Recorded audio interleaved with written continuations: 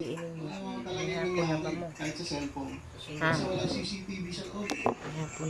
Sa video ito, nakuha pasado alas 5 ng hapon na. Makikita ang lalabas ni Reviste mula sa opisina ni Cabral at pupunta sa programming office sa kaparehong floor. Kasunod niya si Cabral. Sa isa pang kuha ng CCTV lalabas sila Cabral at Reviste mula sa...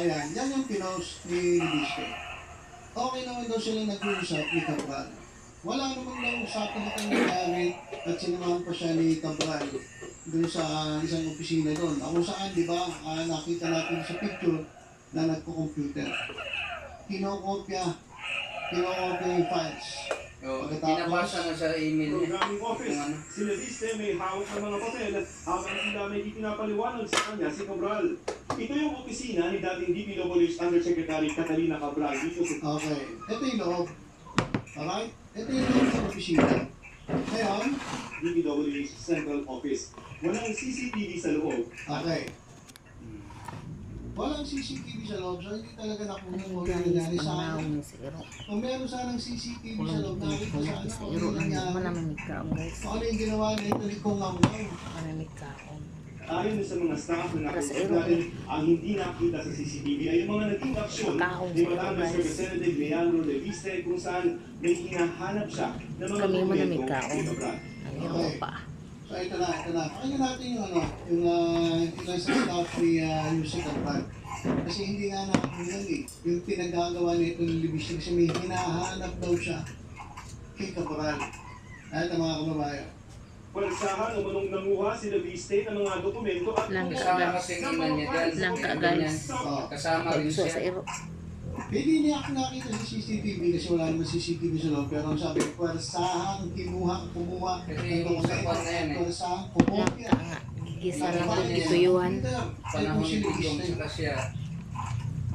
Ang tawag Kasi nito ng Cabral at programming office. Hindi nila itago ang kanilang pagkakakilanlan dahil sa takot para sa kanilang seguridad. Sa sugar na Wala nga na hindi pwede pakita. Yan. Alam mo, ano yan? Inosente, yung mga ganyan kasi mga politiko. Maraming dalama yan. So, medyo ingat-ingat. Ingat-ingat din kapag magsasalita. Lalo na kung ito ay kung sa sinasabi niyo ng politiko. What's up?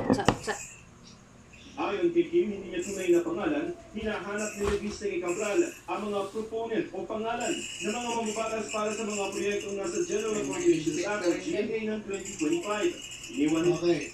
So, tingnan niyo mga kababayan. Meron talagang purpose itong si Reviste. Gusto niyang sumikat. Gusto niya nga mag-expose. At kinukuha niya kay Cabral naging yung mga allocation sa mga proyekto sa DPWH. So hindi po ito pusa na tinawagin siya, pusang ibinigay sa kanya.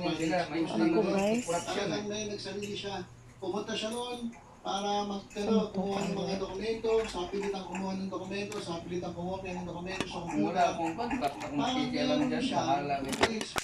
Paano kasi damay sila ni... So meron siyang gustong gawin na. Guys, Hindi natin alam kung talagang mag-purpose ano ba? Gusto niya bang sumikat? Gusto ba talaga nang i-expose ang mga ganyan sa gobyerno? Gusto niya bang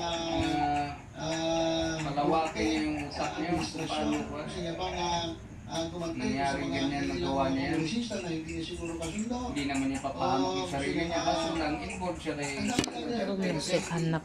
Pero sariling sikap niya, gusto niya talagang kinuha nga niya, Malay mo, kukunin niya. humihimod rin sa pit ni Duterte. Piling mo sa anak, pinatalo niya parang Kaya ganyan. Bukas po guys, plato. Ginalaman. May gagawin Merry Christmas. Trian eh. Gusto nang sularan si Lacson Trian eh. Layo siya. Wala pa siya sa balat niya. Merry Christmas guys. Ano nga po na mo?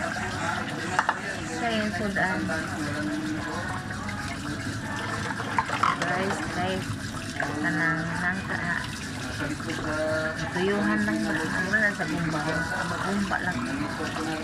Bumba lang yung style ba? Pinautak na. Kalami lang. Sino naman si Gina Lopez? Sino naman ni Pinanugiran ni Cory sa may sa Anak ko nga mo na gobyerno property na power plant sa isa naman siya binigyan. Binili naman na sa Blitik.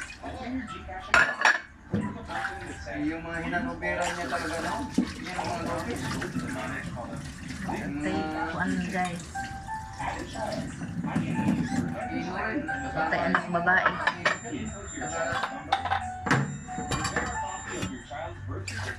Sino po yung mga hinanubera niya no? Tamang pangugas. Namatay na yun eh. Ngayon may pasa-pasa na. Ay, hindi wala rin naman. Nandiyan nga nakapag-bilyar eh. May hinahanap. Kay Puri, si Bilyar, lahat ng mga project. Mas anak babae guys. Napamontay manghugas. Bilyar, Maya-maya pa, mga project na may Mga lalaki. kuwan siya. Kumari hindi sa kanya yung kumpanya, pero kanya. Saka pag may Ina-award sa panahon ni Pures Ramos. Yung Bilyar niya. Kaya hindi magtaka maging bilyonaryo. Sa tao mismo ng opisina, merong mga kalabog na nangyari. Sabi mo sa May Puri pa panahon. Yan ang nag-umpisa ng iba talaga. Sila si Bye-bye. sa pelikula eh. Baka mapatay na.